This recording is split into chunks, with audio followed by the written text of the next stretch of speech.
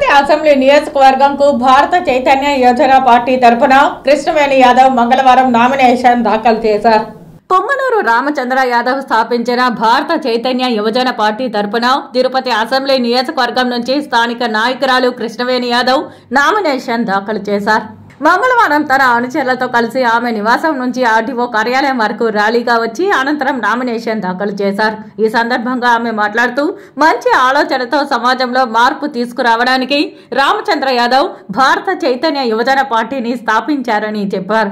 SC, ST, BC, మైనారిటీలకు రాజ్యాధికారం రావాలంటే తన అభ్యర్థిత్వాన్ని ప్రజలు బలపరిచి ఎన్నికల్లో గెలిపించాలని కోరారు. మార్పు కోసం ప్రజలు ఆలోచించాలని సూచించారు. మన కోసం మనమందరం అన్న నినాదంతో ముందుకెళ్తున్నాము.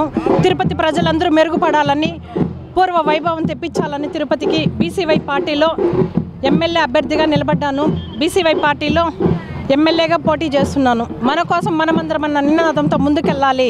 ప్రజలందరూ రావాలి. ఆడవాళ్ళు, మహిళలు అందరూ ఇబ్బందులు పడుతున్నారు. వచ్చి ఎవరు ఏమీ చేయలేదు కాబట్టి ఖచ్చితంగా నేను అందరికీ సపోర్ట్గా నిలబడి అందరినీ అభివృద్ధి చేస్తానని మాటిస్తున్నాను. అందరికీ ప్రచారాలు వాళ్ళు తగినట్టు ప్రచారాలు వాళ్ళు చేస్తున్నారు.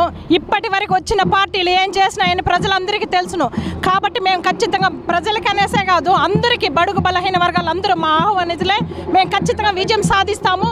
నాకు ప్రజల సపోర్ట్ ఉంది, నన్ను ఆశీర్వదిస్తారు అనే ఒక ఉద్దేశంతో మేము ముందుకు వచ్చాము.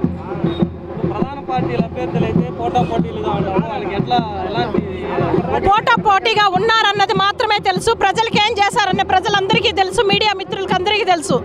ఆ న్యాయము, ఆ ధర్మం అనేది వాళ్ళే ఎంచుకుంటారు.